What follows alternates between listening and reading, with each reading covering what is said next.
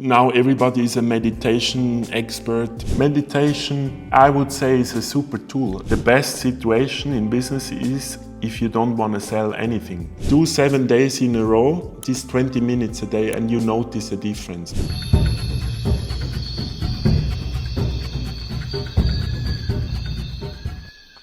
Meditation is one of the most misunderstood words out there. And what I'm going to share with you is very personal, based on over 15 years of experience. Because why is it misunderstood? Because in many ways, meditation is being as an act or doing something or accomplish something. Many people really are never in the heart, they're always in the mind while meditating. So, first of all, meditation is really nothing you accomplish or nothing you want to achieve. It's a state of being, it's an emotion, like love. You can't fake it. Either you feel love or you don't. It's the same with meditation. Either you are in a meditative state or you're not. Meditation, I would also say in a nutshell, is the ability how to be comfortable with yourself or oneself. And meditation is also, for me, in many ways, how to remove the noise from outside. So, because we are living in an age of information overload, meditation can really help oneself to be present, to be in the heart, not in the mind, and to have I always say what is important in this world is to be in peace, and the peace starts from within. I like to quote OSHO because OSHO was an Indian guru. He, in my opinion, was the most expert when it comes to meditation. He developed over 100 meditation. Unfortunately, he passed away. And he was very controversial. Some people called him the sex guru because he also understood that meditation is not only an act of silence. Because out of my experience, the best meditation I could do was active meditation, dynamic meditation. So in OSHO's dynamic meditation is his most famous one. You do for an hour, you hit pillows, you scream, you shout, you dance, you use your body. So that was much more profound than, for example, silence or vipassana meditation. Meditation is also like food. How can you know what you like if you have never tried it? So it's like a food buffet. You have to choose different meditations. I like, as I said, dynamic meditation is sometimes a little bit the torture, I must say. I would also really with compassion say it was not always easy. Usually when you go to India to meditate, as I did in OSHO Ashram, you start 6 in the morning for an hour, so it's not quite easy. Kundalini, Nada Brahma, but the most profound was Twin Heart. I will share the link in the description. It does not really matter what you do. Again, I said meditation is the act of non-achieving or doing, so you can't do anything wrong. For example, I can sit in a train or plane and meditate. It takes a second. I can take 10 deep breaths in a business meeting and it's my meditation. The most profound, I would really say, or how I started to get into spirituality was breath. To be honest, I'm a busy person, so meditation can be sometimes that it's like going to the gym. It takes time. It's an hour. I don't have every day an hour. So what I just shared with Twin Heart meditation, for example, it takes 20 minutes. That's already enough. But you can do 10 breaths as I shared.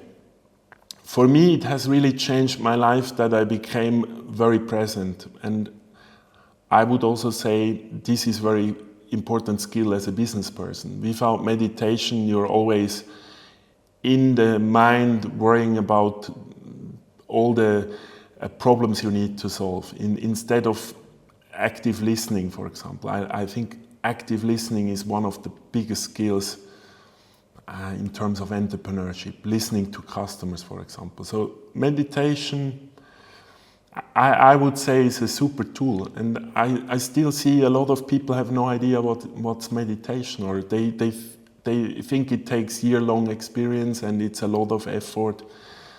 I would say it's super simple. Again, you can't make anything wrong and you don't need more than 10 seconds if you wish.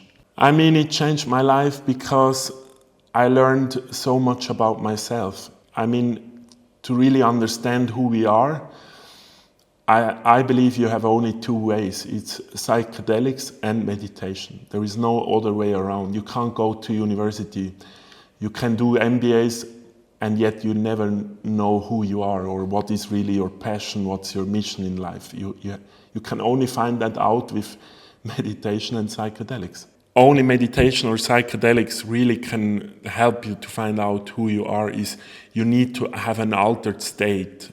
You really change your frequencies like you do it when you dream or when you sleep. So in order to, I can say, in order to go deeper into the energy field and connect, I call it with the divine or your intuition, maybe you wish you call it intuition, you can only do it with meditation and psychedelics, because why? Our mind / ego is too powerful. If you cannot calm your mind / ego, you will always be very busy with thoughts and external inputs.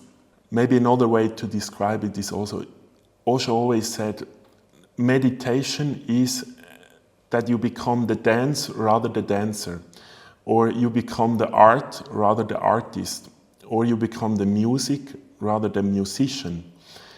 And for me, that is really beautiful because it describes how meditation, let's focus on that, can help you stepping back.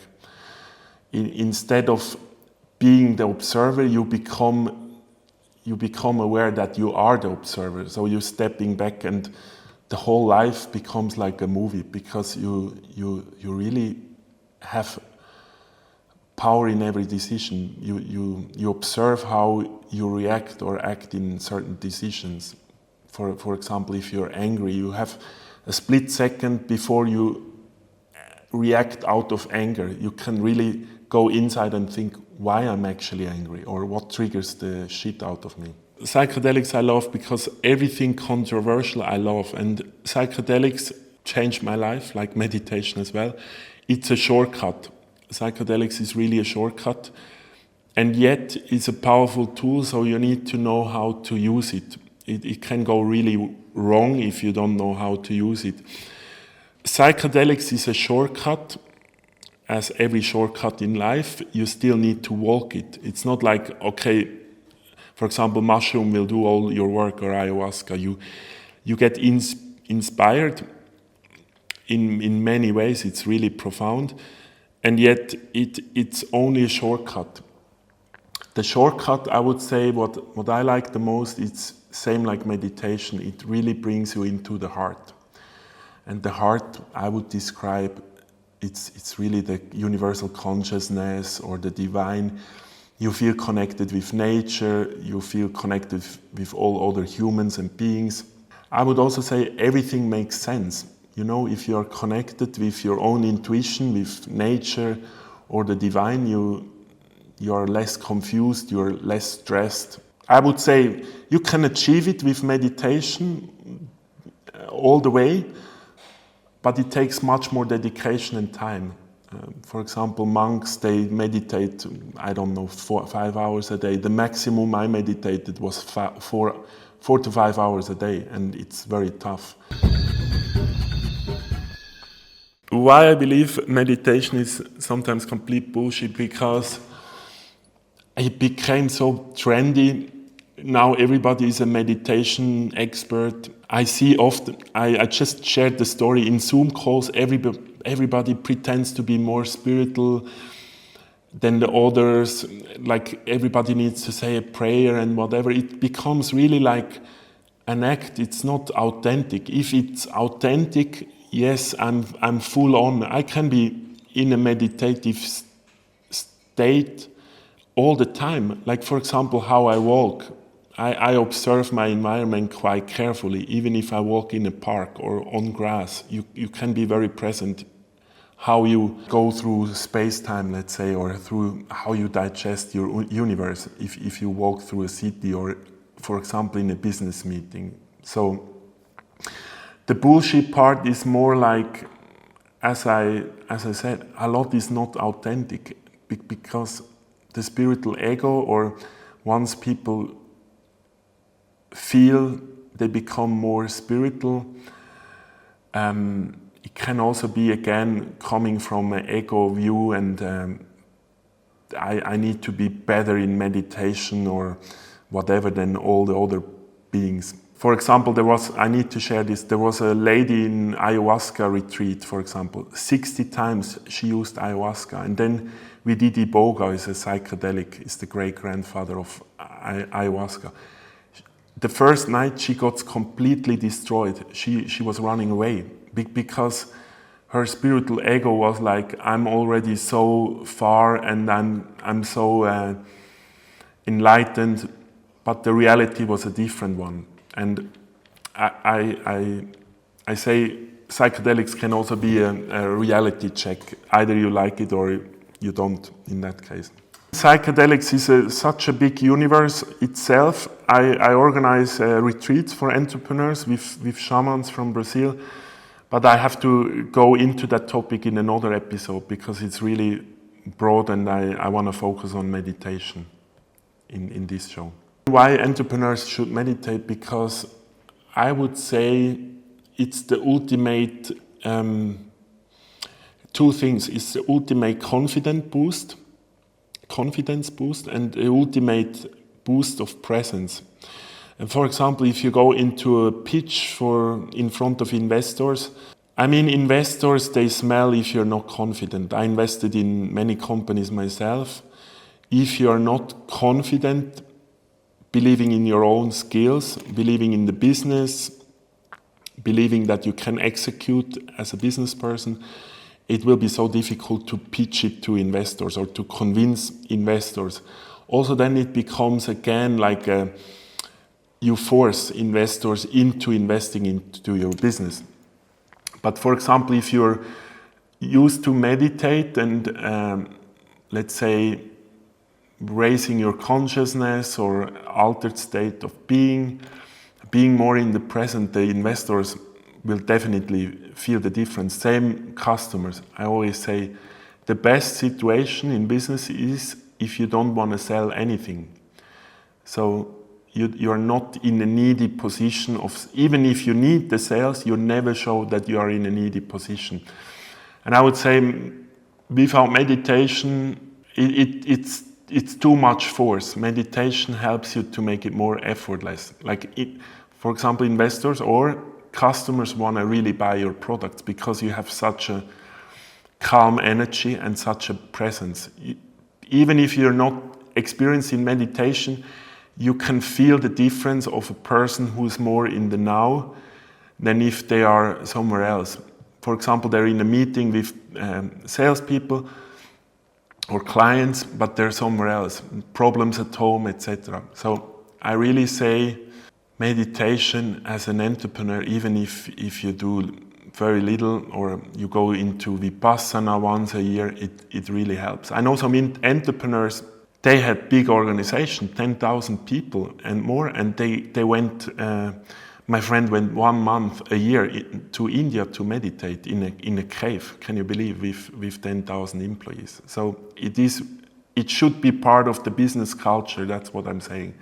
And I see it's changing a lot in my environment. A lot of entrepreneurs I know, they're very conscious or at least interested into meditation and raising self-awareness. The gift I can share, what really changed in my life, because I shared I don't have much time, is twin heart meditation. It's guided meditation. We're gonna link the video. And you can, I always say, do 7 days in a row, this 20 minutes a day, and you notice a difference. It takes a little bit of, let's say, effort at the beginning. Maybe you don't feel comfortable, and yet it's super easy. You just need to sit in a calm environment and listen to this voice for 20 minutes. It's all guided and easy. Everybody can do. I know people who started to do it for over a year. So that's my gift. Invest 7 days, see how it feels, how it changes your environment.